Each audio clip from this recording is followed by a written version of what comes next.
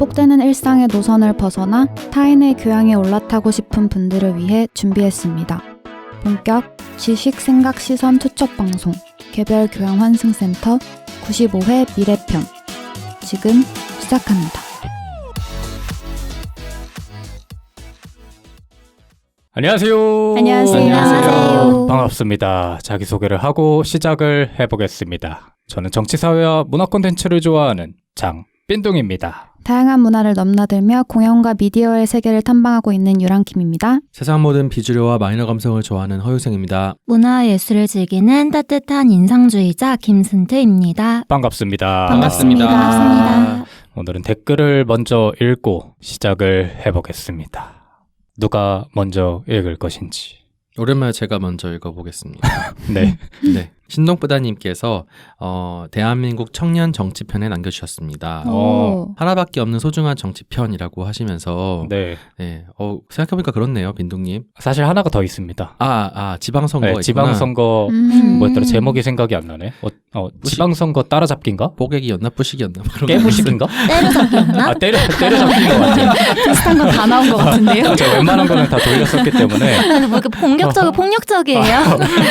어쨌든 하나가 더 있는데 네. 사실 묻힌 에피소드였기 때문에 아마 신동부다님도 기억을 네. 못하신 게 아닌가. 아, 네. 제가 이 정치편을 제 블로그에 이제 후일담을 다룬 적이 있어요. 네. 맞아요. 예. 좀 옛날에 다루긴 했는데 그거 읽으시면서도 재밌어졌다고 얘기해 주시더라고요. 그래서 정치편 또 안 하시나요? 라고 빈둥님께 여쭤보시는데 어떠신가요? 근데 제가 매번 소개할 때마다 정치사회가 가장 앞에 가잖아요. 그러니까 네. 할 때마다 조금씩 양심의 가책을 느낍니다.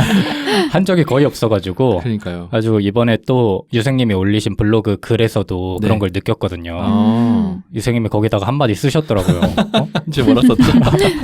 아니 정치사회 좋아한다 놓고선 막상 다룬 게 얼마 없다. 아. 그래가지고 한번 또 느꼈다가 네. 이번에 또 신동부다님 댓글을 보고 이제 진짜 할 때가 됐구나 라는 생각을 했습니다. 네. 근데 또 워낙 레어템이다 보니까 더 네. 이렇게 빛을 발하는 게 아닌가 하는 생각도 들어요. 레어템인 이유가 있어요. 별로 그렇게 많이 찾아주시는 분들이 없었어가지고 지금까지는 약간 하나만한 얘기만 하는 거 아닙니다. 편해서 그런 거 아닙니다. 아니에요? 그렇지 않습니다. 네. 이게 또 예민해질 수 있는 부분이다 보니까 네. 제 마음속에서는 혹시나 문제가 될 수 있으니 다음에 하자 뭐 이랬던 것이 지금까지 온 게 아닌가 싶은데 유생님은 관련된 얘기를 많이 갈증이 있는 걸로 블로그 글에 보이던데요. 뭐 많은 얘기를 하고 싶긴 하죠. 근데 이제 빈둥님의 의견을 존중한다고 저도 블로그에 써놨거든요. 예, 봤습니다. 이 신동부다님께서는 빈둥님께서 그 정치편 얘기할 때 네. 뭔가 생기발랄하게 느끼셨나 봐요. 그래서 마지막에도 빈둥님의 생기발랄한 목소리 또 듣고 싶어요 라고 남겨주셨어요. 이러면 안 할 수가 없죠. 그런데 막상 녹음을 하면 빈둥님은 쫄아 계시지 않을까? 맞아요. 평소보다 훨씬 작아져가지고 구석에 있을 것 같은데 네. 뭐 유생님 믿고 한번 해보죠. 뭐. 네, 기대하겠습니다. 알겠습니다. 네. 네. 또 다음 분도 읽어주시죠. 네, 김사파리님께서 캠핑 에피소드에 댓글을 남겨주셨어요. 네. 얼마 전에 카라반을 하루 대여해주는 글램핑에 다녀오셨대요. 네. 그래서 가족분들과 좋은 시간을 보내고 오셨다고 하는데 글램핑 같은 경우에는 모든 도구들이 다 준비가 되어 있잖아요. 그래서 편하기는 했지만 또 반대로 고생하면서 하나부터 열까지 준비를 해보는 것도 좋을 것 같다고 생각이 드셨다고 합니다. 말씀해주신 것처럼 글램핑부터 시작하는 것도 나쁘지 않은 것 같아요. 이 캠핑이라는 것 자체가 자신과 맞는지 아닌지를 먼저 시험해보고 그 다음에 장비도 사고 밖으로 나가보는 것도 좋을 것 같아서 네. 이렇게 김사파리님께서 하신 것처럼 먼저 글램핑을 경험해보시고 또 다음 스텝으로 나아가고 싶다라고 하면 또 캠핑을 알아보시는 것도 좋은 방법이라는 생각이 들었습니다. 유랑님은 글램핑보단 캠핑인 거죠? 네, 저는 그래요. 저는 캠핑보단 글램핑이 좋을 것 같은데 두 분은 어때요? 이게 처음에 뭐를 시작했느냐가 정말 중요할 것 같다는 생각이 좀 들어요. 처음에 이렇게 다 누리고 시작하면 아까 유랑님께서도 말씀해 주셨는데 처음에 이제 행복한 걸 누리다가 조금 네. 고생해도 되겠지 이런 생각을 할 수 있을 것 같은데 너무 처음부터 고생하면은 하기 싫어지지 않을까. 그럴 수도 있을 것 같네요. 애초에 처음부터 그래 보면은 다음이 없을 것 같다. 다시는 하기 싫다 이런 생각이 들지 않을까? 그럴 수 있지. 아니면 오히려 처음에 글램핑을 경험해보고 고생을 해보면 그 고생이 더 싫게 느껴질 수도 있을 것 같아요. 그러게요. 경우에 따라서. 맞아. 순트님은? 저는 고생을 해보는 거에 대한 욕망이 있는데 근데 또 제가 어제 더현대 서울에 가서 네. 지하에 캠핑용품을 파는 샵에 다시 갔단 말이에요. 네. 그런데 의자를 비치해놨어요. 네. 앉아볼 수 있게. 음.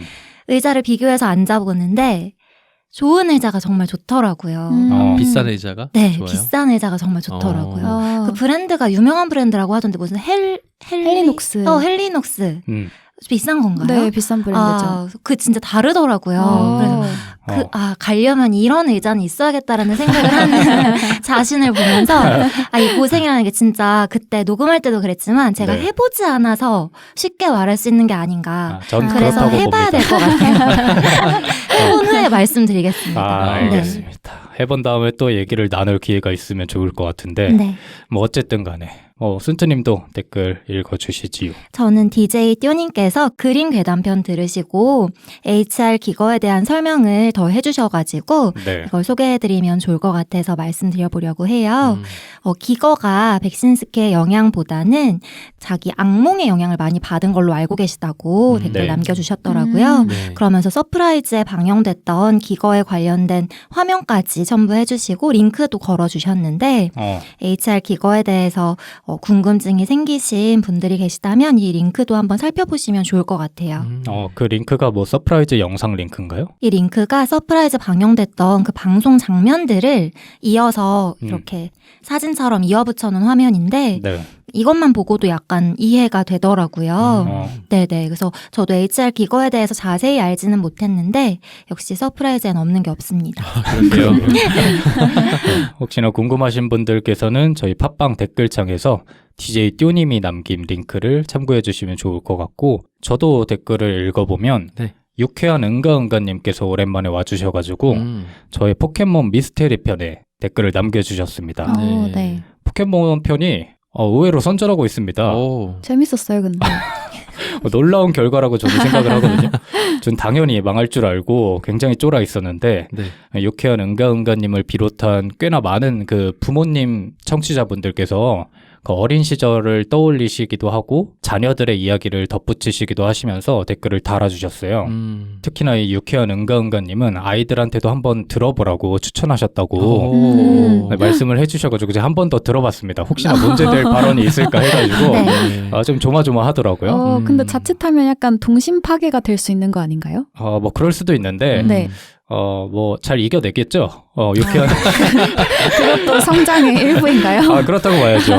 유쾌한 은가은가님께서 잘 지도해 주실 거라 생각하고 에피소드를 즐겁게 들어가지고 저희의 잠재적 청취자가 됐으면 하는 바람도 있습니다. 좋습니다. 네, 어쨌든 이번 주에도 댓글 많이 남겨주셔서 감사드리고 항상 함께해 주셨던 포스카11님, 가영찍님, 모르겠다님, 신동뿌다님, 김사파리님, DJ 띠오님, 피노키오 K님 이번 주에도 와주셨고 오랜만에 유쾌한 은가은가님께서도 소중한 피드백 남겨주셨습니다. 네. 감사합니다. 감사합니다. 그러면 오늘은 미래편의 세 번째 시간인데 유랑님께서 세 번째 미래편을 준비해 주셨습니다. 네, 맞습니다. 어떤 주제로 찾아오셨는지. 저는 오늘 요즘 굉장히 핫한 토픽이죠. 네. AI에 대해서 이야기를 해보려고 합니다. AI. 네, 근데 미리 사전에 말씀드려야 할 부분은 네. 저는 지극히 뼛속까지 문과이고 그래서 네. 인공지능이 과학에 관련된 이야기이긴 하지만 지극히 문과적인 시각에서 접근을 할 예정이다. 네. 그리고 이과적인 부분은 저희의 과학 담당 패널이신 유생님께서 조금 도와주시지 않을까 하는 작은 바람을 가지고 시작을 해보겠습니다. 사전에 협의가 된 겁니까? 전혀요. 넉넉고 있었던 것 같은데. 어찌됐든. 근데 요즘 워낙 각광을 받는 분야이기 때문에 이미 다른 분들한테도 굉장히 친숙하게 느껴질 분야일 것 같아요. 네. 사실 AI라는 게 이렇게 친숙한 존재가 된 게 비교적 최근의 일이라는 생각이 드는데 그렇죠. 네. 특히 국민들의 이렇게 일상적인 테두리 안에 들어오기 시작한 거는 큰 계기가 있었다고 생각을 합니다. 네. 다들 떠오르는 사건이 있으신지요? 알파고겠죠. 아, 네. 맞습니다. 이세돌. 네. 그게 벌써 2016년이더라고요. 맞아요. 네. 네, 2016년에 이세돌 구단과 알파고의 바둑 대결이 있었는데 이때 예상보다 큰 점수 차이로 알파고가 승리를 하면서 굉장히 큰 이슈가 됐던 기억이 있고 그렇죠. 네. 아마 그 전에도 인공지능이라는 게 활발하게 뭐 개발 중이었을 거고 연구 중이었겠지만 그 사건을 계기로 체감적으로는 우리의 일상생활 안에서 논의가 되기 시작하지 않았나라는 생각이 들어요. 맞아요. 네. 생방송으로 보셨습니까? 당시에 그 경기들? 아니요. 아, 그래요? 저도 생방송으로 보진 네. 않았어요. 좀 기억이 안 나요. 아, 기억하지 않나요? 저는 생방송으로 봤거든요. 진짜요? 전 나중에 뉴스로만 봤죠. 근데 조금 공포스러웠어. 그냥 첫 번째 판까지는 뭐 그러려니 했는데 네. 두 번째 판, 세 번째 판을 내리졌었나? 그랬던 걸로 기억을 하는데 그리고 나서 네 번째 판을 한 번 이겼던 걸로 저는 기억을 하거든요. 네. 근데 그 두 번째, 세 번째 이렇게 내리칠 때 그 무너져 내리는 이세돌의 표정이나 아니면 사람들의 반응이나 이런 걸 보면서 그 전까지 느끼지 못했던 조금 공포감까지 엄습해 오더라고요. 네. 조금 많이 충격을 받았던 기억이 나는데 그 대결을 보기 전에는 알파고가 이길 거라고 예상을 하고 알파고가 이기지 않을 거라고 예상을 하고 보셨던 건가요? 뭐 저도 정확히 몰랐던 상태였으니까 관련된 네. 정보를 안 보고 네. 그 시청을 했기 때문에 당연히 이세돌이 이기겠지라고 생각을 했어요. 근데 그렇지 않더라도 좀 박빙으로 하다가 결국에는 이세돌이 이길 거라고 나름대로는 생각을 네. 했는데 네. 힘없이 이렇게 무너져 내리니까 조금 많이 충격을 받았고 근데 다행히 4차전을 한 번을 이겼잖아요. 네. 그때 감동이 오히려 더 크더라고요. 그러니까 뭐 내리 이세돌이 이겼으면 아무렇지도 않았을 것 같은데 정말 지다가 한 번 이기니까 그때 좀 뭐랄까 희열이라고 하기에는 너무 좀 벅차고 하여튼 그 벅차오르는 그런 감정이 느껴져가지고 아직도 잊혀지지가 않아요. 맞아요. 그 사건 이후에도 이제 뭐 자율주행이라든지 인공지능 스피커 같은 기술이 점점 상용화되기 시작했고 그러면서 더 급속도로 저희의 일상생활의 범주 안으로 들어오지 않았나 싶은데 네. 혹시 본격적인 논의에 앞서서 AI 하면 가장 먼저 떠오르는 이미지나 뭐 생각 같은 게 있으신가요? 저는 저번에 유생님께서 네. 관련된 얘기를 해주셨던 적이 있는 것 같아요. 네. 맞나요? 제 기억엔 네. 그런데 한 번 있었던 것 같아요. 그때 그 에피소드에서 네. 머신러닝과 딥러닝에 대해서 설명해 주셨거든요. 네. 네. 그 미래의료와 AI 2편인가? 네, 맞을 거예요. 아, 그 편에서? 네. 네. 그랬던 것 같아요. 그래서 머신러닝, 딥러닝 이 개념이 그때 되게 확실하게 머리에 들어왔어가지고 네. 그런 이미지가 떠올라요. 끊임없이 학습하고 이젠 스스로도 학습하고 그런 이미지? 저는 영화 같은 데서 접한 이미지들이 먼저 떠오르고 네. 부정적인 거를 얘기하면 아이로봇 같은 영화에서 네. AI 그 로봇들과 좀 싸우게 되는 그런 미래의 형상들 그런 모습이 생각이 나고 긍정적으로 바라보면 영화 그 허에서 네. 사랑에 빠지는 인공지능과 사랑에 빠지는 그런 이미지들 네. 이렇게 조금 양쪽의 측면에서 떠오르는 것 같아요. 유생님은 어떠신가요? 저는 관련된 일을 네. 약간은 이제 다루고 있어가지고 수많은 이제 코딩들이 떠오르죠. 코딩을 해야 된다 이런 생각들이 떠올라가지고 네. 컴퓨터 화면에 나타나 있는 수많은 문자들이 먼저 떠오르네요. 혹시 그러면 최근에 그 굉장히 이슈가 됐던 챗 GPT를 사용해 보신 적은 있나요? 그렇죠. 예, 많이 사용하고 있습니다. 아, 많이 사용해요? 네네. 업무적으로도 업무적으로 네, 활용하고 있고. 활용하시는 네, 네. 거죠? 그게 활용이 되나요? 활용할 수 있는 부분들이 있죠, 분명히. 그러면 그 전과 비교하면 뭐 어느 정도로 편해졌어요? 상상 이상으로 편해졌습니다. 아, 진짜? 근데 그 결과값을 신뢰할 수 있나요? 신뢰할 수 있게끔 만드는 게 또 기술이죠. 그쵸. 예. 그러면 지금 그거 없애면 일 못할 정도로 힘들어요? 그 정도까지는 아닌데 어쨌든 도입함으로써 쉬워진 부분들이 분명히 있어요. 뭐 예를 들면요? 사실 전공자가 아니면은 이해하기가 어려운 부분이니까 자료를 뭐 100개를 찾아야 될 것을 그냥 물어보기만 하면 쭉 다 설명해 주니까 네, 그런 시간들이 확실히 줄어들고 네, 뭔가 문서 작업들 하는 것들에 대해서 굉장히 어쨌든 챗GPT는 이제 자연어 처리를 하는 네. 인공지능 모델이기 때문에 네. 문자가 글과 관련된 일을 잘할 수 있게끔 설계가 돼 있어요. 네. 네, 그래서 글과 관련된 일들에 대해서는 굉장히 편하게 쓰고 있죠. 저는 약간 엑셀 도입됐을 때 생각나더라고요. 손으로 계산하고 계산기로 계산하던 거를 이제 문자만 넣어 놓으면 네. 드래그만 하면 그 똑같은 계산식이 복제가 되는 거잖아요. 네. 그게 이제 발전된 거 아닌가 이런 생각이 들더라고요. 엑셀이 도입될 때를 기억하세요? 기억 안 나세요? 또 세대 차이가 나는 것 같은데 저는 엑셀이 항상 있었던 걸로 기억을 하는데. 그래요? 손으로 계산하고 막 계산기 두들기고 했었잖아요. 그러니까 본인이 엑셀을 몰라서 그랬던 게 아니라 몰랐겠죠. 그런 느낌이고. 엑셀 도입될 때 사람들이 그렇게 뭔가 난 또 일을 하고 있는데 갑자기 엑셀이 도입돼서 저도 이렇게 생각했어요. 뭔가 지금 챗GPT처럼 그랬다는 줄 알고 깜짝 놀랐네. 선생님 나이가 의심되는 부분이야. 굉장히 깜짝 놀랐네. 그러면 그 유생님께서 이걸 업무적으로 활용을 하실 때 네. 신뢰 가능한 답변을 유도하는 것도 기술이라고 하셨잖아요. 네네. 근데 반대로 그 답변을 검증하는 방법도 있나요? 검증하는 오토GPT라는 방식도 있긴 한데 네. 네. 뭐 그런 걸로 써도 되고요. 아니면은 실제로 찾아봐야죠. 이 답변이 전 맞는지에 대해서는 한 번 더 검색을 해보는 게 맞죠. 그럼 예. 그런 과정을 무조건 거치는 편이에요? 이제 대략적으로 이제 내용이 나왔을 때 네. 합리적이다라고 한다면은 굳이 찾지는 않는데 네. 예를 들어서 레퍼런스라든지 아니면 정확한 어떤 사실 적시에 대한 내용이 좀 의심스럽다 그럴 땐 찾는 편이죠.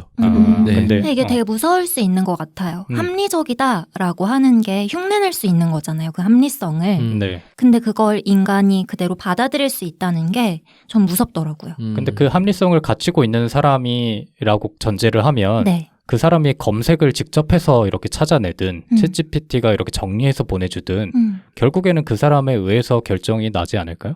그러니까 합리성이 전제되지 않은 사람이라면 본인이 직접 검색을 해도 똑같은 오류가 벌어질 수 있는 가능성이 있으니까 그것도 일리가 있네요. 그렇다고 하면은 그 모든 점검하는 과정까지 다 감안을 해도 훨씬 시간이 줄어들었다라는 거죠. 그렇죠. 일단은 내용 자체를 정리하고 요약하는 그런 일들을 굉장히 잘하거든요. 네. 그래서 네.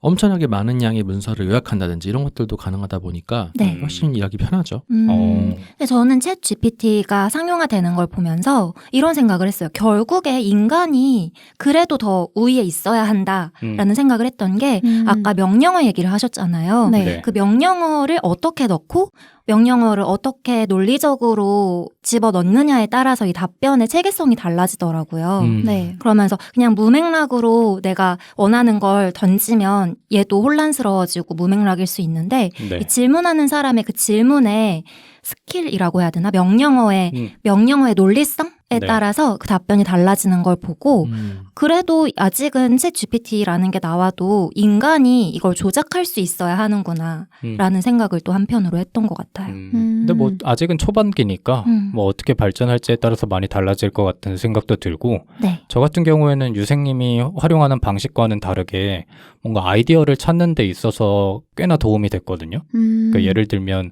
뭐 어떤 팀의 이름을 만들어야 된다던가 네. 아니면 무언가의 제목을 지어야 될 때 구체적으로 상황만 주어주면 제가 하지 못했던 아이디어들을 굉장히 많이 이렇게 알려주더라고요. 네. 뭐 예를 들어서 이러이러한 상황에 이러이러한 거를 만들고 싶은데 관련해서 어울리는 제목 10개를 뽑아줘 라고 하면 물론 챗 GPT가 제시하는 10개의 제목들이 모두 저를 충족시키진 못하지만 그래도 쭉 보다 보면 제가 생각하지 못했던 부분에서 재치 있는 이름들이 많이 나와서 이런 부분은 충분히 도움이 될 수 있겠다라고 느꼈던 경험이 있거든요. 네. 그래서 이런 식으로도 활용하는 분들이 많을 것 같아요, 지금. 어쨌든 개인 간의 편차는 있지만 저희 패널 모두 다 인공지능이라든지 인공지능을 활용한 서비스를 이용해 본 경험이 있고 뭐 빈둥님 같은 경우처럼 로봇이라든지 영화 속의 이미지를 그리는 분들도 있다든지 이런 식의 뭔가 이미지를 가지고 계신 것 같아요. 네. 그래서 일단 본격적인 논의에 들어가기 전에 인공지능이라는 거에 대해서 간단히 설명을 하고 넘어가겠습니다. 네.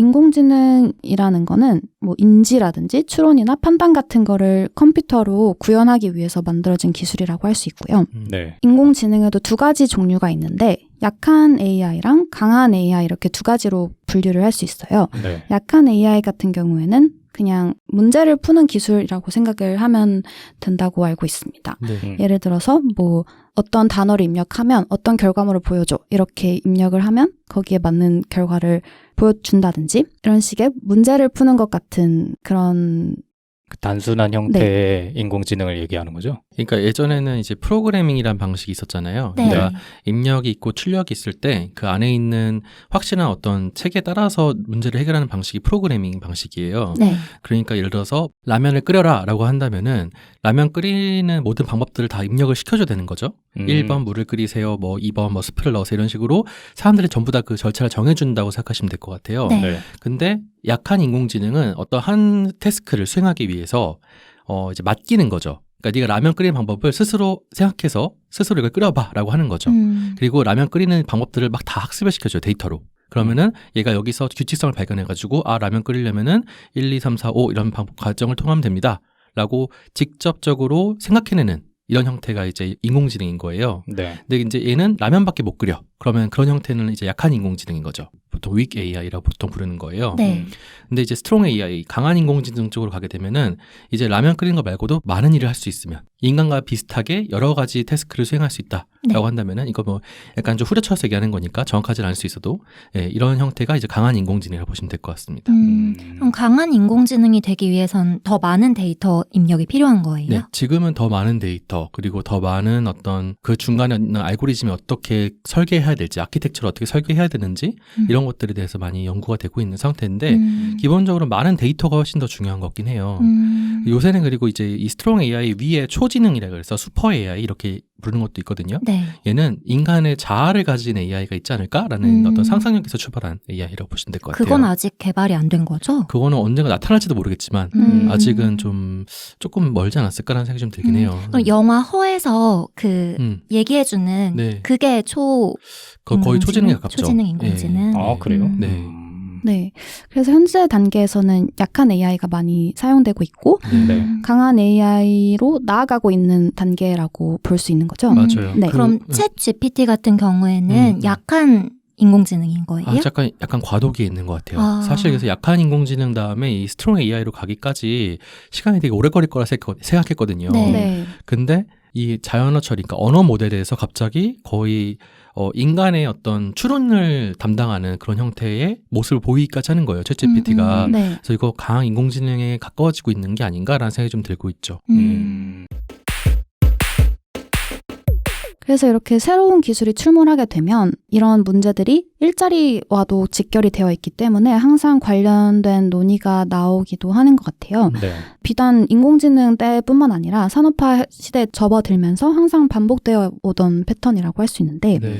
예를 들어서 산업혁명 이전에는 물건을 만들 때 대부분 이제 가내수공업으로 만들었다면 산업혁명이 일어나고 나서는 기계가 보급화되면서 가내수공업이 줄어들게 됐죠. 그렇죠. 그러면서 뭐 예를 들어서 옷감을 짜던 사람들이 방직기라든지 직조기가 생기면서 실업자가 된다던가 네. 공장에서 그냥 일을 하는 노동자가 될 수밖에 없었던 상황이고 그렇게 되면서 자연스럽게 임금도 낮아져서 긴 시간 노동을 하면서도 낮은 임금을 받게 되는 상황이 벌어졌어요. 그렇죠. 그러면서 이제 러다이트 운동이라는 기계 파괴 운동이 일어났는데 네. 사실 당시에 뭐 전쟁의 영향으로 경기가 안 좋기도 하고 물가도 많이 비싸졌었고 그런 문제들이 있어서 이제 노동자들이 힘든 시간을 겪고 있었는데 이 노동자들은 생활고를 기계 탓으로 돌려서 이런 기계 파괴 운동을 벌였다고 할 수 있습니다. 네. 이제 인공지능 기술이 계속 발전함에 따라서 비슷한 논의들이 생겨나고 있는데 뭐 영화에서도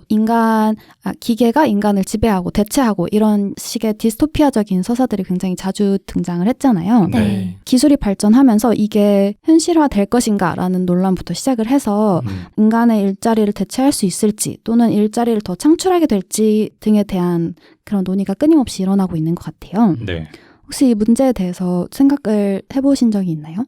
뭐 영화를 보면서는 꽤나 생각을 했는데 네. 정말 진지하게 생각해 본 적은 사실 없는 것 같아요. 왜냐하면 뭐 언젠가 대체되겠지라는 생각만 하지 네. 그게 제일 같지는 않다라는 생각이 저는 있거든요. 그래서 잘 현실적으로 와닿지 않는 부분이 있는데 두 분도 마찬가지인가요?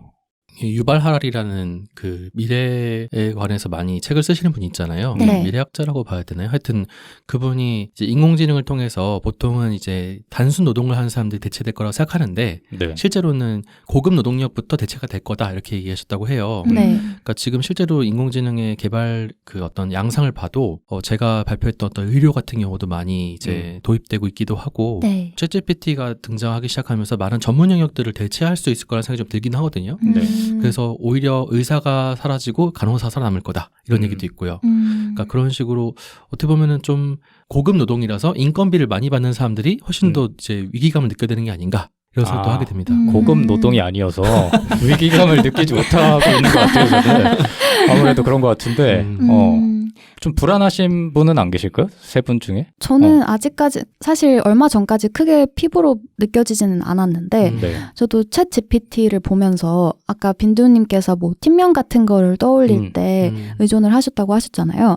저는 이제 뭐 예를 들어 번역이라든지 그런 단순 업무만 맡길 수 있을 거라고 생각을 했는데 네. 저도 그냥 한번 장난 삼아서 물어본 질문에 대해서 제가 생각했던 것보다 완성도 높은 답변을 출력을 해주는 거예요.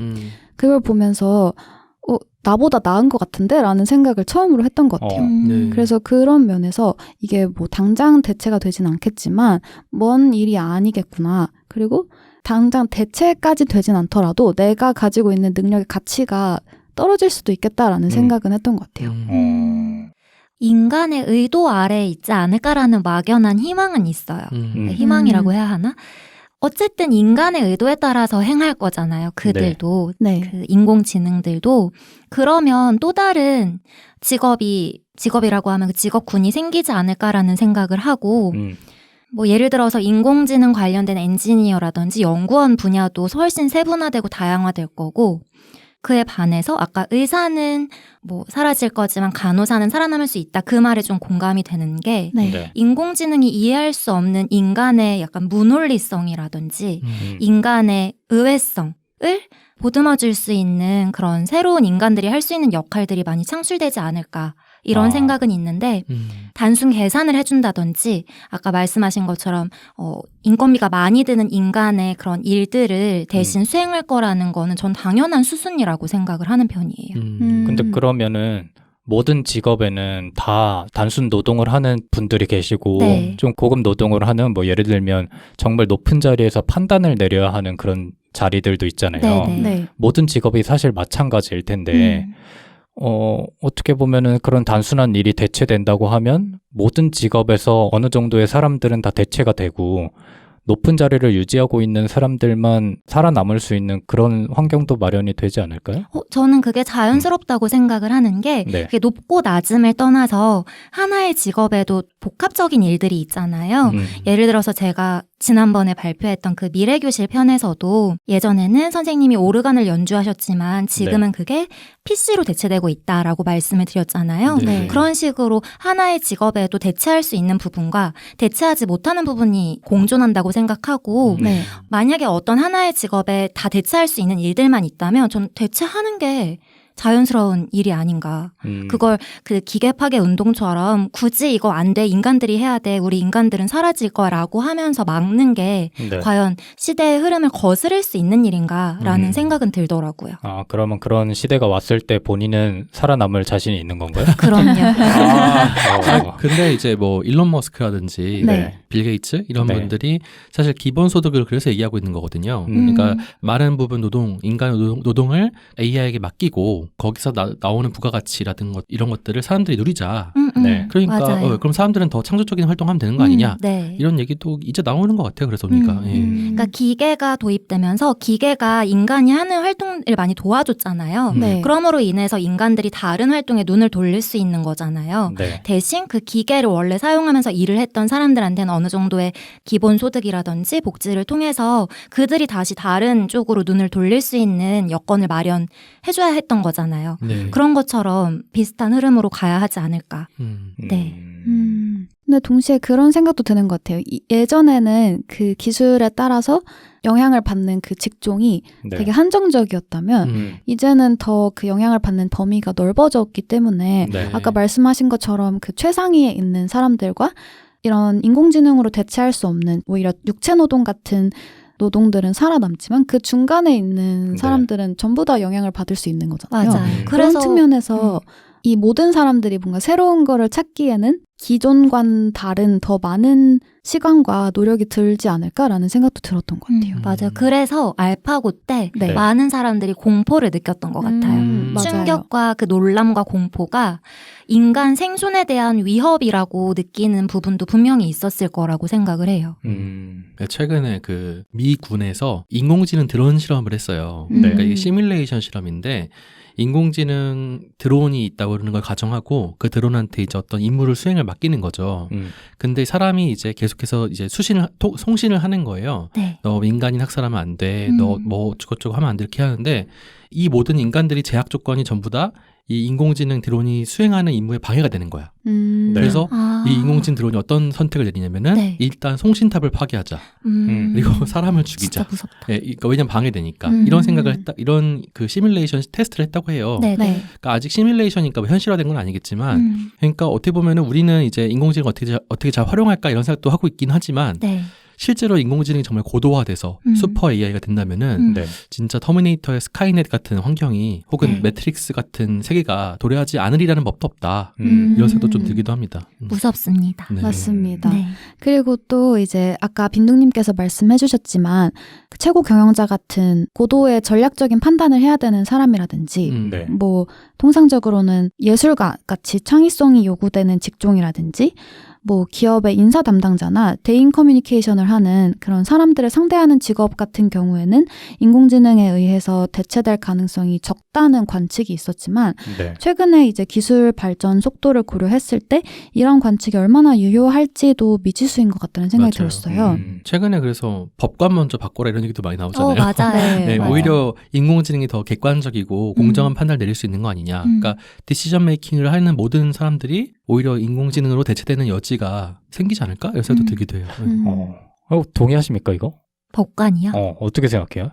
근데 정말 많은 판례가 있을 거잖아요. 네. 네. 저는 어느 정도 예를 들어서 제가 잘못을 저질렀어요. 네. 누군가에 대해서 잘못을 저질렀어요. 그래서 판결을 받아야 돼. 근데 네. 그 사람이 제가 한 행동보다 더 과하게 제 잘못을 부풀리는 거예요. 근데 그 사람은 저보다 훨씬 부자예요. 엄청난 변호사를 막 고용했어.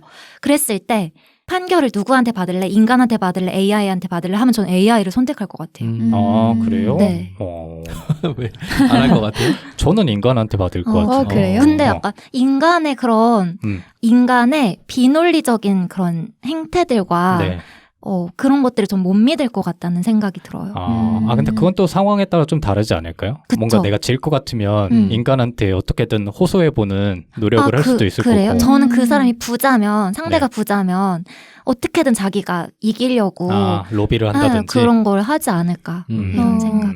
근데 저도 인공지능한테 받지 않을까 싶어요. 그러니까 어찌됐든 판결이라는 게 기존 케이스랑 법을 토대로 뭔가 논리적인 과정을 거쳐서 네. 나의 케이스에 맞는 답변을 내놓는 거잖아요. 네. 그 과정을 굳이 인간이 더 잘할 수 있을 거라는 보장이 어디에서 나오나 하는 생각이 들어서 저희 미래의료 편에서도 비슷한 얘기 했던 것 같은데 맞아요. 의사한테 사람 의사한테 치료받을 거냐 목숨이 달린 상황에서 AI한테 치료받을 거냐라고 했을 때 네. 그때 빈둥님은 그때도 사람한테 받을 거라고 했던 것 제가? 같아요.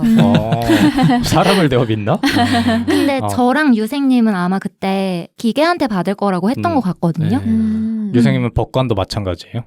근데 이제 또 이런 생각도 해보게 돼요. 어쨌든 그 기존 판례들 다 인간들이 만들어낸 데이터고, 네. 그러면 그걸 다 학습해가지고 판단 내리면 결국 인간의 그동안의 이제 관행이나 그동안의 법적인 어떤 논리적 추론은 그대로 인간한테 베낄 거 아니냐. 그쵸. 그러니까 크게 다를까? 이런 생각도 들기도 해가지고. 버러지를 오르면 어쨌든 인간이 하든 네. 그 AI가 하든 벌어진다. 근데 인간 한 명의 데이터와 네. 수많은 인간의 데이터는 그 결과값이 다를 거라고 생각이 들어요. 집단지성을 믿으시는군요. 네. 근데 저는 뭐 그런 의미에서 인간을 선택했다기보다는 그래요? 네. 모든 판례가 그 한쪽을 쏠려 있어도 인류애나 아니면 그 사람이 마땅히 해야 되는 그런 판단들이 있잖아요. 사람 안 믿는다면서요? 빈둥이 웬일이야? 저 말이 저 입에서 나올 줄이야. 나는 기계보단 차라리 사람을 믿는 게 드디어 빈둥님이 사람이 되셨습니다. 축하드리군요. 그러니까 어떻게 보면 기계를 만드는 사람이 더 의심스러운 것 같은 느낌이 들랄까요? 있겠네요. 그 사람들은 전문가가 아니니까 결국에는. 그래서 저는 오히려 물론 오류가 훨씬 많겠지만 네. 그럼에도 불구하고 사람이 해야 된다고 생각하기 때문에 법관은 정말 늦은 시간에 대체되지 않을까라는 생각이 들고 물론 활용은 적극적으로 하겠죠. 네. 하겠지만 그러지 않을까라는 생각은 드는데 세 분과는 의견이 달라지네요. 근데 저 같은 경우에는 차라리 법 같은 거는 논리를 따라야 하는 감정을 배제하고 오히려 논리를 따라야 하는 일이라는 생각이 들어서 네. 네. 인공지능의 힘을 빌릴 수 있지 않을까 싶지만 네. 예를 들어 예술이라든지 뭔가 감정이나 창의성이 개입해야 하는 문제에 대해서는 어떤 게 더 우위에 있을지에 대해서는 판단을 잘 못하겠더라고요. 아, 네. 그럴 수 있죠. 나머지 세 분은 어떻게 생각하시나요? 최근에 뭐 달이라든지 미드전이 이런 인공지능이 있거든요. 네. 얘들이 그림을 보면은 정말 근사하고 맞아. 진짜 잘 그렸거든요. 이거는 네. 사람이 그린 것보다 훨씬 잘 그렸다는 느낌까지 들어요. 네.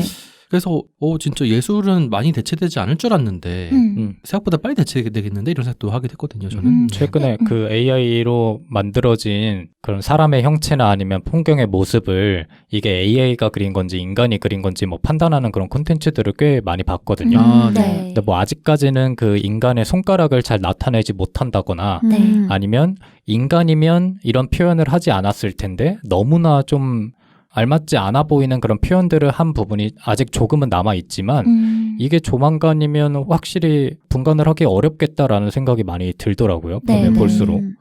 또 최근에 뉴스 보니까 네이버 웹툰에서 작가들이 맞습니다. 보이콧하고 있더라고요. 네. AI 웹툰이 그려지는 걸 반대하신다고 보이콧하는 기사도 많이 뜨고 하는데 저는 새로운 영역이 되지 않을까라는 생각이에요. 그러니까 대체라기보다는 네. 저희가 사진이 발명됐을 때도 예술이 위협받는다고 생각했을 거예요. 그림을 그린다는 게 무슨 의미가 있을까라는 질문도 많이 던졌을 거고 네. 사진이 생기면 더 이상 그리는 거에 의미가 있을까라는 의구심도 많이 던졌을 텐데 결국에는 새로운 예술의 영역이 됐다고 네. 저희 지금 보고 있잖아요. 그런 것처럼 AI 예술도 하나의 영역이 되지 않을까라는 생각이 들거든요.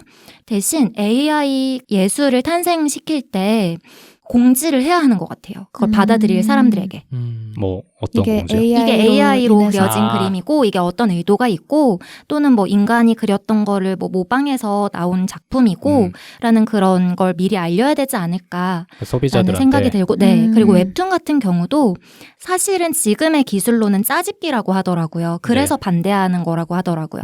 기존의 작가들의 그림을 모아가지고 네. 그걸 새롭게 재구성해서 내놓고 있다고 하더라고요. 지금의 기술로는. 네. 그래서 문제가 되고 있는 것 같은데 그 AI 예술에 대한 영역이 생겨나기 시작했을 때 그에 대한 윤리적인 문제도 정립이 돼야 되지 않을까라고 생각을 합니다. 네. 저도 비슷하게는 생각은 하는데 조금 그 업계에 종사하고 있는 당사자들한테는 예민한 문제가 될 수도 있다고 생각이 그쵸. 드는 게 네.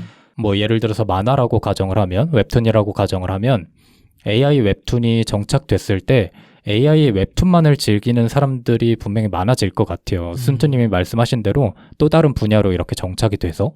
근데 그렇다고 하더라도 기존에 사람이 그리는 웹툰 시장에 타격이 없을 것인가를 고민해 보면 저는 꽤나 많은 타격이 있을 거라고 생각을 하거든요. 그러니까 전체적인 파일을 봤을 때 기존의 방식처럼 사람의 웹툰을 좋아하는 사람들이 분명히 AI 웹툰이 자리를 잡으면 그쪽으로 많이 빠져나갈 거란 말이죠. 그래가지고 아마 지금 많이 보이콧을 하고 있는 것 같기도 하고 네. 이래서 뭐 예전에 사진이 뭐 영상이 나온 뒤로 사진이 안 망하지 않았느냐라는 얘기로 접근하는 방식은 조금 너무나 단순한 그런 얘기가 아닐까라는 생각이 들어서 그쵸. 그때도 작가들은 아마 위협을 받았을 거예요. 그리고 말씀하신 것처럼 지금 웹툰 작가들이라든지 그림을 그리는 작가들, 뭐 예술계에 종사하는 그런 작가들도 문제의 심각함을 느끼고 위협을 받고 있을 거라고 생각을 해요. 그래서 제가 말씀드린 게 어떻게 보면 되게 낙관적인 얘기고 그리고 맞아요. 정말 제3자의 시선에서 바라보기 때문에 이렇게 말할 수 있을 거긴 한데 미래의 흐름을 생각해 봤을 때는 그렇게 되지 않을까. 왜냐면 지금 AI가 너무나 빠른 속도로 인간들이 하고 있는 그런 활동들을 수행하고 있고 그 창의성마저도 갖게 되지 않을까라고 예측하는 이 시점에서 오히려 AI의 영역을 따로 마련해주고 인간들은 인간들의 시각으로 새로운 독창성을 발휘해서 예술을 창조해내야 되지 않을까라고 바라보게 되는 거죠. 근데 이건 정말 빈둥님이 말씀하신 것처럼 정말 제3자의 시선인 거죠. 정말 그 예술계에 종사하시는 분들이 들으면 모르니까 할 수 있는 얘기다. 또는 정말 멀리서 떨어져 있기 때문에 할 수 있는 얘기다라고 하실 것 같아요. 네. 근데 이게 현실적으로 만약에 바라보면 이런 기술 같은 것이 도입이 됐을 때 그 기술에 정말 특화돼서 이거를 엄청나게 노력한 사람은 결국 살아남을 것 같고 반대로 인간이 할 수 있는 나만 할 수 있는 것들에 몰입해가지고 이거에 집중하는 사람도 사실 살아남을 것 같거든요. 네. 근데 그 중간에 있는 사람들의 파이가 너무 큰 것 같아. 맞아요. 그러니까 이것도 사실 이것도 못하고 저것도 못하는 사람들이 살아남기가 어려울 것 같기 때문에 뭐 5년에서 10년만 지나도 지금과는 정말 많이 달라지지 않을까라는 생각이 들어서 뭐 맞아요. 저희도 그런 생각이 드는데 당사자들은 훨씬 더 그러겠죠. 맞아요. 지금도 그 말씀에도 동의가 되는 게 이미 인공지능을 활용한 예술을 하는 작가분들도 되게 맞아. 많으세요. 네. 그리고 이미 그 영역에서 자신만의 세계를 구축하신 분들도 되게 많으시고요. 그런데 반대로 정말 정교한 회화를 그리는 걸 목표로 해서 인간이 할 수 있는 그 정교한 회화의 완성을 목표로 달리시는 분들도 분명히 계실 거란 말이에요. 네. 근데 그게 만약에 의미가 없어지는 행위라고 한다면 AI의 대체로 인해서 그분들의 허탈감이라든지 어떡하지? 나 이제 뭐 해야 되지? 라는 그 공허감? 상실감은 생각보다 클 것 같아요. 네. 근데 기술이라는 게 네. 기본적으로 사람을 편리하게 해주려고 그러니까 발달하게 되는 거잖아요. 네, 네. 네. 그래서 뭐 이게 근데 인공지능 같은 경우는 다 해줘버리기 때문에 문제가 될 수 있다고 생각이 들긴 해요. 네. 그러니까 사람이 해야 될 것까지도 전부 다 인공지능이 다 해버리기 때문에 사람들이 지금은 반발하고 있긴 하지만 이것들을 적절하게 믹스해서 사용할 수 있다면은 네. 그러니까 일부는 사람이 잘 그린 다음에 후보정을 뭐 AI에게 맡긴다든지 아니면은 AI에게서 영감을 받은 그림을 사람들이 또 그릴 수 있는 거고요. 네. 그런 식으로 잘 적절하게 활용하는 쪽으로 나아가야 되지 않을까 생각이 들기도 해요. 근데 그렇게 활용하려면 음. 어느 정도의 법제화라든지 아니면 규제라든지 이런 것들이 필요하잖아요. 네. 네. 그런 것들을 해놔야지 뭐 모든 게 대체되지 않게끔 발전하는 형태를 띌 수가 있을 텐데 네. 아까 말씀하셨던 그 편리함적인 측면에서 보면 권력을 가진 사람들이나 아니면 그 분야를 잘 모르는 사람들은 그냥 AI가 처음부터 끝까지 다 만들어주는 게 우리한테 더 도움이 되는데 왜 그런 규제를 만들어줘야 되고 그런 법제화를 해줘야 되느냐라고 업계의 종사자들을 이렇게 좀 몰아붙일 수도 있는 상황이 벌어질 수도 있을 것 같아요. 그러니까 근데 지금 또 예술 영역에서의 편리함은 네. 또 다른 문제인 것 같아요. 그러니까 예술 영역에서의 편리함은 1순위가 아니잖아요. 네. 그러니까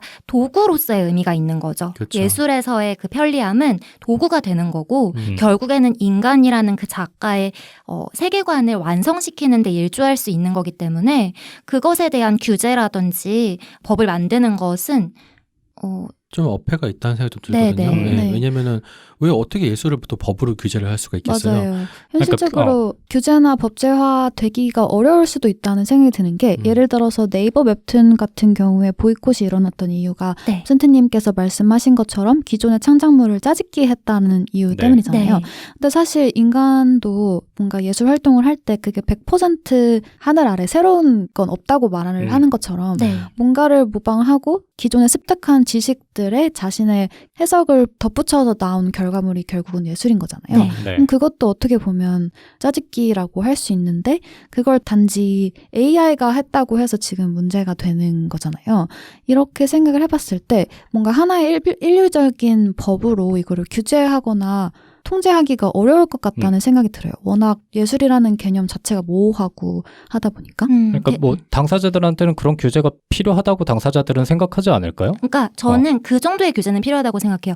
도구로 사용했다. 음. 그걸 알리는 거. 그러니까 지금의 상황에서 봤을 때는 AI 웹툰이 만들어졌을 때 이건 AI가 그린 거고 네. 이건 다양한 데이터들을 통해서 나온 작품이다를 공지하는 거. 그러니까 그런 고지 같은 것들은 네. 그 시장의 업계에 종사하고 있는 당사자들이 필요한 거잖아요. 네네. 네. 근데 그런 것들을 그 시장의 당사자가 아닌 법률이나 규제를 만드는 사람들의 입장에서는 왜 그걸 굳이 해줘야 되냐라고 생각할 수도 있지 않을까요? 좀 그건 필요한 거라고 생각이 들어요. 왜냐하면 저희 조영남 씨 편에서도 얘기했지만 네네. 네. 예술의 개념이 사실 끝없이 변화하고 있는 거잖아요. 그래서 예전에는 작가가 직접 그려야 하지만 예술이었지만 요즘은 그렇지 않은 개념이 들어간 예술도 많다고 말씀을 드렸잖아요. 네. 근데 그때 중요한 건 작가의 개념이 들어간 것, 그리고 그 다른 사람의 손을 빌렸다는 걸 알리는 것. 왜냐하면 예술이라는 게 사람의 어떻게 보면 실체가 없는 거잖아요. 사람의 마음을 움직이는 작품이기 때문에 그런 영역에서는 속임수가 있거나 거짓이 있으면 오히려 안 되는 부분이라고 생각을 해서 그 정도의 규제는 또는 그 정도의 공지는 반드시 필요한 부분이 아닐까. 제 궁금증은 그거였던 것 같아요. 그러니까 그런 것들을 고지하고 이런 모든 과정들을 인공지능이 활용이 됐다. 네. 아니면 인공지능이 도입이 돼서 만들어진 작품이다. 이런 것들을 과연 소비자들도 하나부터 열까지 다 안내받기를 원할까라는 생각이 들어서 그러니까 그런 것들을 고지하는 것들은 그냥 그 당사자들만 필요하니까 하는 건데 그거를 받아들이는 사람 입장에서는 뭐 인간이 그렸든 뭐 AI가 그렸든 크게 알고 싶지 않을 수도 있을 것 같아서 근데 다르지 않을까요? 이번에 네이버 웹툰 사건에서 네. 이제 그렇게 인공지능 그림 티가 나는 네이버 웹툰이 올라온 거예요. 네, 근데 네. 댓글들이 장난 아니었거든요. 이거 이렇게 하면 어떡하냐. 그리고 이거 인공지능 한 것 같은데 왜 얘기도 안 해놨냐. 이래가지고 댓글이 폭발돼 막 그 별점 테러가 일어나고 그랬어요. 네. 그래서 이제 작가가 등판해가지고 몇몇 장면들에서 AI 후보정을 맡겼다 이렇게 네. 했는데 다 수정했다, 다 없앴다, 다시 그렸다 했는데 네. 또 그것도 안 믿는 거예요. 읽는 독자들이. 네. 그래서 어떻게 보면 사람들은 AI를 썼다 안 썼다도 중요하겠지만 지금 상황에서는 아직까지는 중요하다고 볼 수 있겠지만 오히려 AI 썼는데 안 쓴 것처럼 속이는 게 더 기분 나쁘지 않았을까 생각이 맞아, 들기도 맞아. 했었어요. 네. 네. 그래서 작가의 노력이 충분히 들어간 웹툰들이 이렇게 얼마나 많은데 너는 이렇게 쉽게 그려가지고 이렇게 올려서 수익을 창출하면 되겠느냐 이런 지적이었거든요 대부분. 근데 이야기를 계속 듣다 보니까 생각이 든 게 사실 뭐 창작이라든지 이런 창의성의 영역은 기존의 인간의 고유한 영역이라고 생각을 했는데 지금 생각보다 기술의 발전이 급속도로 이루어지면서 이제 이 영역까지 넘어오게 된 거잖아요. 네. 그러니까 어떤 직업이 대체되고 어떤 능력이 대체될 것인가 안 될 것인가를 따지는 것도 중요하지만 그거에 앞서서 오히려 조금 더 주체적으로 어디까지를 지켜야 하나를 고민하는 것도 중요하겠다는 생각이 들었어요. 네. 그래서 그런 의미에서 뭔가 인공지능이라든지 기술이 대체하면 안 되는 인간만의 영역이나 직업이 있다고 생각을 하시나요? 저는 뭐 아까 얘기했던 네. 그 법관 법관. 저는 그런 케이스라고 저는 생각을 해요. 네, 약간 네. 마지노선이라 생각하시나요? 법이? 그러니까 사회가 무너질 수 있는 분야에서는 네. 논리와 이성이 전부는 아니라고 저는 생각을 하거든요. 네. 그 감성이 들어가는 그런 직업들이 있어요. 네. 뭐 그 중에 하나가 저는 법관이라고 보는 건데 일단 그런 분야에서는 물론 모든 것들을 다 통계화시키고 수치화해서 결정하는 것이 합리적으로 바라봐질 수 있겠지만 장기적으로 본다면 그런 사회는 저는 건강하지 못할 거라고 생각을 하거든요. 네. 때로는 비논리적이고 수치와 어긋나는 결정을 하더라도 그게 모두를 납득시킬 수 있는 결과라면 저는 그런 결정을 내리는 자리가 필요하다고 저는 생각을 해서 궁금한 게 있는데 이번에 챗GPT 같은 경우는 엄청난 데이터를 학습시키니까 네. 얘가 우리가 데이터만 밀어넣어줬을 때 몰랐던 추론이라는 능력이 생긴 것 같아 라는 걸 밝혀냈거든요. 네. 네. 그런 것처럼 더 많은 데이터를 학습시켜가지고 인공지능이 감성을 습득했어. 네. 네, 감성적인 지능을 습득했다. 음. 그러면 걔는 법관 해도 되나요? 그러니까 그런 얘기들이 네. 정말 장기적으로 봤을 때는 당연히 대체가 되겠지만 저의 전제는 그거예요. 많은 사람들이 납득하기 전까지는 최소한 감성을 다루는 감정을 다루는 그런 자리만큼 대체돼서는 안 된다라고 보는 입장이기 때문에 네. 그런 감성을 학습하게 된다면 그리고 그때 모든 사람들이 저 정도면은 충분히 대체돼도 되겠다라는 인식이 깔려져 있으면 모르겠지만 네. 사실 뭐 저희가 늙어 죽기 전까지 그런 일이 벌어질까라는 생각이 저는 들어서 그런 생각이 드는 것 같아요. 그렇게 모든 것들이 다 처음부터 끝까지 합리적으로만 이루어진 세상은 저는 건강하지 못하다고 바라보기 때문에 최소한 그런 중요한 자리들만큼은 가장 늦게 대체되는 게 맞지 않을까. 원래 원리 원칙주의자였던 빈둥님 이런 얘기하니까 그러니까요. 굉장히 이상하네요. 저도 아니, 사실 그러네요. 조금 낯선데 많이 낯설어요. 네. 누구야 너? 저는 빈둥님 의견에도 조금 공감이 되는 게 법관에 공감이 되는 건 아니지만 때로는 정말 합리적이지 않은 선택을 하는 게 인간이잖아요. 네. 그런 부분들까지 이해할 수 있는 어루만져야 하는 직업들이 있어요. 예를 들면 심리 상담가 같은 거 그런 거는 대체되지 않아야 되지 않을까 이런 생각이에요. 그리고 그 차이인 것 같아요. 심리 상담가도 AI가 할 수 있죠. 그런데 네. 상담을 받는 내가 만약에 AI한테 상담을 받는다고 했을 때 과연 믿을 수 있을까? 그러니까 위로를 받을 수 있을까를 생각하면 아닌 거예요. 그런 부분에 있어서 AI임을 수요자가 인지했을 때 뭔가 수요가 없어지는 그런 직업들 있잖아요. 그런 거는 안 사라지지 않을까라는 생각이 들었어요. 그리고 예술가도 인간 예술가는 안 사라질 거라는 저는 생각이 들어요. 그러니까 아까 계속 말씀드린 것처럼 것처럼 AI 예술의 필드가 따로 탄생을 할지라도 인간이 할 수 있는 예술은 끝없이 살아남지 않을까라는 게 생각이고, 인간이 쌓아가는 포트폴리오와 그 인간의 서사가 예술이 되는 게 또 많잖아요. 그래서 그런 부분에 있어서의 예술은 끝까지 살아남지 않을까.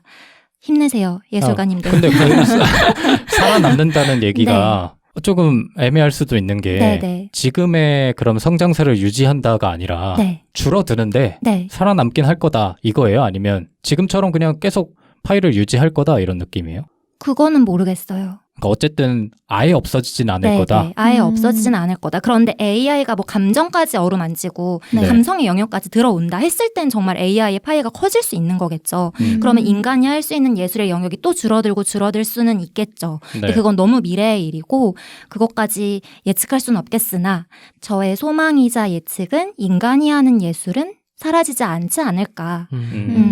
그럼 많아지진 않는 건가요? 많아질 수도 있겠죠. 아, 왜냐하면 또 다르잖아요. 아까 웹툰 얘기하신 것처럼 네. 받아들이는 사람이 AI가 한 예술이다라고 했을 때 분명히 저는 받아들이는 그 감정이 다를 거라고 생각하거든요. 저조차도 예를 들어서 제가 박물관, 미술관에서 마주했던 수많은 그림들이 사실은 AI의 그림이래 라고 했을 때 그 감동이 반감될 거라는 생각이 들어요. 네. 그런 것처럼 근데 또 모르죠. 제가 또 저도 유랑님처럼 뼛속까지 문과이기 때문에 너무 이게 진짜 바람잡는 얘기일 수도 있고 허황된 얘기일 수도 있겠으나 소망이 들어간 발언이었습니다. 네. 그럼 궁금한 게 아까 말씀하신 심리상담가 같은 직업이 대체되지 않을 거라고 생각하시는 거예요? 아니면 대체되지 않아야 한다고 생각하시는 거예요? 안 왔으면 좋겠어요. 그러니까 저를 기준으로 봤을 때. 지금 저는 치료를 받는다고 했을 때 의사는 AI를 선택할 수도 있겠지만 네. 상담을 받는다고 했을 때 AI를 선택할 것 같지는 않거든요. 아, 그래요? 네. 저는 근데 왜 여기에서는 AI를 선택할 것 아, 진짜? 같아요? 진짜요? 다시 돌아왔네? 근데 저도 그 영화 그녀 보면서 네. 거기에서도 어쨌든 그 주인공이 인공지능 운영체제를 만나고 그 자기 이야기에 귀를 기울여주고 어쨌든 표면적으로 대화가 되니까 사랑에 빠지잖아요. 네. 맞아요. 그걸 보면서 기계가 진짜 인간 같은 감정을 느낄지는 모르겠지만 네. 표면적으로 비슷한 기능을 수행을 한다면 충분히 그런 감정적인 영역까지도 의존을 할 수 있을 것 같다라는 생각이 들긴 했거든요. 근데 감정적이라는 게 네. 그러니까 일종의 그 예술도 비슷한 것 같은데 네. 예술 작품 우리가 뭐 예를 들어서 반 고흐의 작품을 본다고 치면은 그 그림 하나만 보는 게 아니라 아 그래 반 고흐가 여기서 어떻게 느꼈겠구나. 맞아요. 이 사람이 어떤 서사를 갖고 있겠구나 이런 것들에 우리가 끌리게 되는 거잖아요. 맞습니다. 네. 그러니까 심리 상담사랑도 얘기를 하면서 심리 상담사가 만약 자기 얘기를 한다면은 자기 얘기를 통해서 내가 또 치유받는 것들이 있잖아요. 네. 그러니까 그런 식으로 우리는 서사를 산다고 생각해요. 그러니까 맞습니다. 모든 그런 어떤 감성적인 부분에서는. 네. 근데 AI가 딱 만들어서 버렸을 때 걔는 그걸 할 수가 없잖아요. 걔가 사람들이 살아왔던 어떤 역사 이런 것들을 와닿게 진심으로 와닿게 설명할 수는 없다는 좀 생각이 들거든요. 그리고 실제로 그 허라는 영화에서 네. 스포가 좀 될 수 있을 것 같은데 네. 뒷부분에 걔가 갑자기 나 지금 1800 몇 명이랑 대화하고 있어 이렇게 해버리니까 갑자기 확 깨버리잖아요. 네. 그동안 얘가 나랑 했던 게 다 거짓이구나라는 게 느껴지잖아요. 그런 것처럼 지금 나에게 어떤 서사로 다가오는가가 되게 중요하다고 생각이 들어가지고 네. 쉽게 대체되지는 않을 거라는 생각도 들기도 해요. 근데 AI를 만든 사람의 서사에 집중하는 사람도 있지 않을까요? 뭐 그렇게 하려면은 할 수도 있겠는데 그렇죠. 결국에는 내가 마주하는 것은 AI를 만든 사람이 아니라 결국 그 AI가 나에게 해준 얘기를 듣게 되니까 예, 오히려 좀 거리가 멀어지는 효과도 있겠죠 아무래도. 그러니까 정말 또 확대해서 생각하면 그 AI가 태어난 시점부터 그 AI가 살아온 그 날까지의 이야기도 서사로 만들어서 대화를 하게 되면 그럼 그것도 인간이랑 같은 게 아니냐라고 할 수도 있잖아요. 네. 근데 거기까지 저는 고려는 하고 있지 않은 것 같아요. 그러니까 진짜 기술이 빠르게 발전해서 그 지경까지 왔어요. 그러면 저도 모르죠. 막 AI한테 상담받고 AI한테 감정적 위로를 받고 AI가 그린 그림을 보고 막 감동을 받고 할 수도 있겠으나 지금은 제가 상상하는 영역에서는 그러지 않지 않을까. 그러지 않았으면 좋겠다. 두 가지 마음이 공존하는 것 같아요. 네. 그러면은 뭐 계속 대체되지 않았으면 하는 분야의 얘기가 나온 것 같아서 네. 대체됐으면 하는 분야는 없어요? 법관. 법관. 저는 야구 심판 같은 거는 좀 아, 대체가 돼야 된다고 맞아. 맞네요. 좀 짜증이 날 때가 많아가지고 맞아. 그런 생각이 드는데 저는 운동선수도 대체되지 못할 것 같아요. 네. 맞아요. 어쨌든 몸으로 하는 일은 아. 대체되기 그렇죠. 네. 어렵지 않을까 하는 생각이 들어요. 그 종이 접는 사람들 이런 거 있잖아요. 네. 종이 네. 공예하는 사람 이런 것들은 아무래도 대체하기가 어렵지 않을까요? 저는 근데 최근에 그런 생각했거든요. 그 종교는 정말 대체 안 되겠다. 근데 네. 제가 충격적인 걸 봤어요. 챗GPT로 만든 주님 AI라는 게 있었거든요.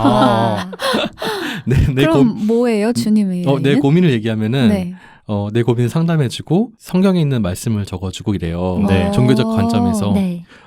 제가 MBTI가 T여서 그런지 모르겠지만 네. 너무 위로가 되는 거예요. 그러니까 아까 그 상담사 얘기할 때 네. 저는 오히려 AI 쪽을 원할 것 같다고 말씀을 드린 게 네. 방금 유생님이 말씀해 주신 것처럼 그 상담이나 아니면 종교나 이런 것들은 각자가 원하는 게 다양하니까 그거에 맞춰서 무언가를 바라는 사람들도 있을 것 같아요. 뭐 저 같은 사람들도 사실 유생님처럼 무언가 고민이 생길 때면 뭐 들어주는 사람이 있을 때도 도움이 되지만 네. 정말 냉정하게 판단을 내릴 수 있는 사람이 필요하다고 느낄 때가 있거든요. 그런 세상도 근데 부작용이 있어요. 네. 뭐예요? 두 번은 안 찾게 돼요. 그래요? 너무 냉정하게 얘기해 주니까 다음에 듣고 싶지 않아. 그렇다니까요. 그럴 수 있겠다. 그래도 그 냉정함의 정도도 조절을 할 수 있지 않을까요? 그래도 그냥 이제 어쨌든 간에 이게 네. AI가 만들어준 답변이고 네. 그럴싸하고 위로가 되지만 그래 뭐 다 그냥 하나만 한 얘기네. 이 정도에서 머물러 버리는 것 같아요. 좀 현타가 올 것 같아. 그 냉정함을 이렇게 하고 내가 원하는 답변이 나올 때까지 그러니까. 막 계속 하다 보면 계속 돌려.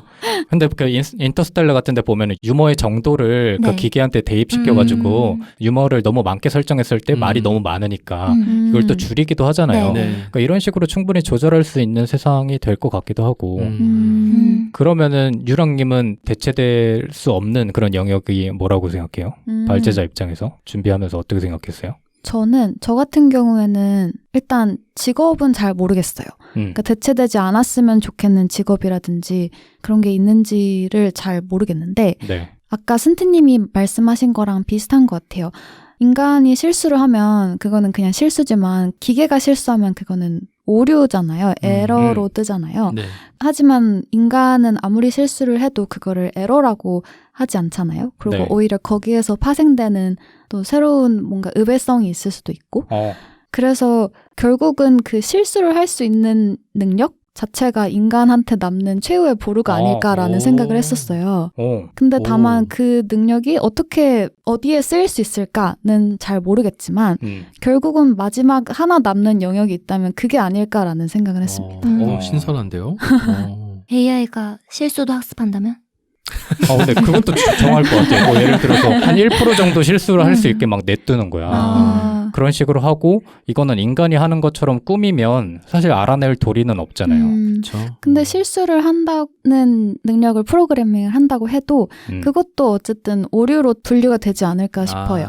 애시당초 처음에 이제 기계나 인공지능한테는 실수가 아니라 실수가 아니라 모든 건 오류다. 네. 이런 전제가 필요하겠군요. 그러니까 인간은 완벽하지 않은 걸 전제로 만들어졌다고 생각을 하는데 네. 기계는 오히려 그걸 보완하기 위해서 완벽함을 전제로 만들어져 있잖아요. 그렇다 보니까 실수가 아니라 오류가 된다고 생각을 하는데 그런 의미에서 그렇지 않을까라는 생각을 했습니다. 그럼 유랑님은 네. 모든 것이 완벽한 세상은 바라지 않는 거예요? 네, 그런 편이에요. 모든 게 완벽한 세상은 매트릭스 속 세상 아닐까요? 그게 또 좀 전 끔찍하게 느껴지긴 하는데. 맞아요. 좀 더 추상적인 얘기일 수도 있지만 네. 완벽하면 사실 다른 사람이랑 교류를 한다거나 뭐 사랑을 한다거나 그럴 필요도 저는 없을 것 같다는 생각이 들어요. 그러니까 불완전하고 불안정하니까 뭔가 다른 존재한테 의존하고 싶고 그렇다 보니까 이제 우리가 살고 있는 이런 사회가 만들어졌다고 생각을 하는데 네. 만약에 그런 게 다 배제가 돼 있고 다 완벽함만을 추구해야 되는 그런 기계 같은 사회면 그런 감정들도 가치를 잃지 않을까라는 생각이 들었어요. 완벽하지 않지만, 그러니까 불완전하지만 완벽하려고 나아가는 과정에서 발전을 하잖아요. 네. 그런 면에서 유랑님의 말씀도 이해가 되고, 저번에 SF 편에서도 네. 비슷한 얘기 또 했었잖아요. 완전히 행복한 사회 이런 얘기 했었는데, 그 완전하다는 게 오히려 제일 불완전할 수 있겠다 이런 생각도 듭니다. 오늘 얘기하다 보니 저희 되게 진짜 많은 얘기 했네요. 여태까지. 그동안 네. 맞아요. 그렇네요. 네. 지금까지 에피소드들을 많은 거치면서 에피소드들이 네. 소환이 되었습니다. 그러게. 신기하네. 맞습니다. 오늘 굉장히 많은 이야기를 한 것 같은데 네. 아까 말씀드렸던 것처럼 인간의 고유의 능력을 구현하려는 목적에서 시작된 게 인공지능인데 네. 그런 인간의 고유의 영역을 모방하는 또는 구현해내는 그런 기술을 보면서 오히려 인간에게 남겨질 최후의 보루는 뭔지 인간으로 산다는 건 뭔지에 대해서 생각을 저는 해보게 됐던 것 같고 그런 걸 이야기해보는 자리였던 것 같아요. 네. 혹시 오늘 에피소드 어떻게 들으셨나요? 일단 많은 얘기를 한 것 같아서 뭔가 혼란스럽기도 하고 네. 중구난방인 것 같기도 하고 좀 조심스럽지만 네. 마지막에 한 얘기가 조금 많이 와닿는 것 같아요. 그러니까 어찌됐든 세상은 변할 거고 그 변하는 과정에서 느끼는 충격을 저희 같은 인간들은 느낄 수밖에 없을 텐데 네. 그런 과정에서 그 속도가 너무 빠르다 보면 이걸 되돌리기가 정말 힘들 시기가 오겠구나라는 생각이 오히려 저한테는 더 두려운 것 같아요. 네. 그 무슨 얘기냐면 이게 인공지능이 뭔가를 도와주고 인공지능을 토대로 무언가를 하면 분명히 우리는 편해. 근데 그 편함을 막상 누리다 보니까 그 전에 있었던 그런 인간만이 할 수 있는 분야가 좀 그리워질 수도 있을 것 같다는 생각이 들거든요. 근데 이미 그 편리함을 누린 상태이기 때문에 돌아가기가 어려울 것 같다라는 생각이 들어요. 근데 그런 세상은 조금 끔찍하지 않을까? 그러니까 모든 것들이 다 편리해지고 완벽해지다 보면 좀 불편하고 불안전한 세상을 꿈꾸는 사람들이 많아질 텐데 그게 돌이키기가 어려운 세상이 도래할까봐 저는 오히려 그런 두려움을 많이 느꼈던 것 같고 그런 측면에서 최소한 저 죽을 때까지는 조금 그 속도가 느렸으면 하는 그런 바람을 오늘 많이 한 것 같습니다. 우린 아까- 죽을 때까지만이면 그 되는 거예요? 너무하네 진짜. 그 뒤는 사실 제 알바 아니기 때문에 최소한 저 죽을 때까지는 조금 지금과 같았으면 해요. 저는 사실 지금도 그렇게 크게 막 불편함을 느끼진 않거든요. 모든 분야에서. 아까 그 캠핑편 관련해서 김사파리님 댓글에서 파생된 이야기가 갑자기 생각났어요. 글램핑이라는 편리함을 맛보니까 오히려 맞아. 더 날것의 캠핑을 원했던 것처럼 빈둥님께서 말씀하신 그 바람이 비슷한 맥락이 아닌가 싶습니다. 뭐 사람이라면 사실 뭐 화도 나고 화도 네. 내고 뭐 눈물도 나오고 웃고 막 이렇게 떠들고 이래야 되는데 모든 것들이 인공지능에 의해 만들어진 세상에서는 그런 감정이 지금보다는 훨씬 더 덜해지지 않을까라는 생각이 들어서 그런 세상은 오히려 재미없을 수도 있겠다라는 그런 상상을 해봤습니다. 네. 두 분은 어떠셨는지. 저는 약간 관련 업계에서 일을 하는 사람으로서 네. 솔직히 지금 너무 변화 속도가 빠르거든요. 네. 그래서 솔직히 쫓아가기조차 너무 힘든데 그런 생각을 했어요. 그 산업혁명 얘기를 아까 해주셨잖아요. 네. 근데 그 당시에 실제로 공장제 기계식이 도입되면서 사실 엄청나게 많은 사회 문제가 발생했고 네. 그래서 그 산업화 시대로 인해 가지고 환경 문제, 뭐 주거 문제, 복지 문제, 양극화 문제 이런 것들이 막 파생됐는데 네. 사실 그때는 성장만을 꾀하면서 사람들 그걸 다 무시하고 갔단 말이죠. 네. 그것에 대한 과보를 지금 엄청나게 많이 받고 있는 거잖아요, 사람들이. 네. 지금의 기후 위기도 하나의 같은 맥락이기도 하고요. 그러니까 어떤 기술이 발전해가지고 생산성이 높아지는 건 너무 중요하고 좋은 일인데 전 인류가 생존하고 편리성을 누리는 건 굉장히 중요한 일인데 인공지능도 좀 그렇게 될까봐 좀 무서워요. 그러니까 그로 인해서 파생되는 문제들 같은 경우는 다 그냥 무시해버리고 네. 잠시 옆으로 제쳐버리고 그냥 일단 발전 먼저 해보자라는 생각이 지금 너무 전 세계를 지배하고 있는 게 아닌가 싶거든요. 네. 실제로 챗GPT를 그 학습시키기 위해 가지고 어마어마한 양의 전기를 끌어다 썼고 네. 어마어마한 양의 탄소를 발생시켰대요. 네. 네. 그러니까 앞으로 이렇게 인공지능 모델이 커지면 커질수록 엄청나게 많은 에너지를 사용할 거고 많은 자원들을 독점할 거란 말이죠. 그런 기술을 갖고 있는 나라가. 네. 그러면 이 양극화 문제 당연히 해결 안 될 거고 또 기후 문제는 훨씬 더 심각해질 거고 네. 그런데도 어쨌든 간에 우리는 인공지능이라는 목표를 위해서 달려가고 있는 거잖아요. 네. 저 사실 이 세상이 좀 무섭다고 생각해요. 그러니까 오히려 지금 우리는 더 인공지능 윤리에 대해서 그리고 사회적 담론에 대해서 많은 얘기를 해봐야 되는데 그렇지 않고 그냥 기존에 나와 있는 기술만 너무 신기해가지고 그거만 바라보고 있다면은 진짜 큰일 난 디스토피아적인 사회를 맞이할 수 있겠다는 생각이 들기도 하거든요. 네. 그래서 오늘 이런 얘기들을 많이 해볼 수 있어서 되게 재밌었습니다. 저는. 그 윤리에 대해서 생각을 해봐야 된다는 말씀에 정말 공감을 합니다. 네. 아까 예술 영역에 대해서도 말했지만 인공지능 윤리에 대해서 생각하지 않으면 정말 목표만을 위해서 달려가는 상황이 또다시 벌어질 수 있다는 말씀에 정말 동의하거든요. 네. 잠시 멈춰서 이 인공지능을 활용했을 때 우리 인간들이 겪게 될 문제, 파생될 여러 가지 불완전한 문제들을 어떻게 해결해 나갈 건지에 대한 논의는 반드시 하고 짚고 넘어가야 할 것 같아요. 그러니까 발전은 막을 수 없다고 생각을 해요. 지금 속도가 너무 빠르고 분명히 우리가 알지 못하는 곳에서는 더 빠르게 발전하고 있을 거라고 생각이 들거든요. 네. 그럼 당연히 말씀하셨던 양극화 문제가 심화되고 빈부격차 정말 심화될 거고 환경 문제 정말 심화될 거라고 예상이 되는데 그런 문제들을 소외하면 또다시 같은 문제를 반복하는 불완전한 인간이 되지 않을까. 네. 불완전한 인간이기에 인간이지만 그렇다면 완전한 기계에게 잠식당하는 때도 오지 네. 않을까라는 저도 무서운 생각이 드네요. 네. 셋 다 무서워진 것 같은데 어떻게 생각해요? 무서워진 이 상태. 그럼 미래가 굉장히 암담한 곳으로 흘러가고 있다는 거네요. 그러니까 본인도 그렇게 생각해요? 저도 어느 정도 경계를 해야 한다고 생각하는 편이에요. 어쨌든 기술에 따라서 담론이 같이 형성이 돼야 되는데 네. 기술 발전에만 너무 큰 포커스가 맞춰져 있다 보면 그 외의 것들이 주목을 받기 시작할 때는 이미 너무 늦었을 수도 있다는 생각이 들어요. 아까 네. 유생님께서 말씀하신 것처럼. 그래서 그런 의미에서 이런 이야기를 충분히 논의를 하고 사람들 사이에서도 어느 정도 인식이 형성이 돼야지 진짜 의사를 결정해야 된다거나 정말 뭔가 선택을 해야 할 때 대다수의 사람들의 생각이 반영된 더 합리적이고 나은 선택을 할 수 있지 않을까 생각을 했습니다. 그 편리함을 얻기 위해서 불편해진 것들을 꼭 돌아봐야 할 것 같아요. 그 오늘 에피소드 제목이 AI 시대 인간으로 살아남기로 알고 있는데 네. 맞습니다. 오늘 나눈 얘기들이 결국에는 뭐 무서움으로 끝난 것 같긴 하지만 두려움으로 끝난 것 같긴 하지만 네. 그 안에서 진짜 우리가 이런 기술의 발전에 맞서서 어떻게 살아남을 수 있을 것인지에 대한 대화가 많이 나온 것 같기도 해서 충분히 의미 있는 시간이 되지 않았나 싶습니다. 네. 네. 그럼 오늘 미래편의 3번째 에피소드는 여기서 마치도록 하고 저희는 다음 주에 미래편의 마지막 에피소드로 돌아오도록 하겠습니다. 고생 많으셨습니다. 감사합니다. 감사합니다.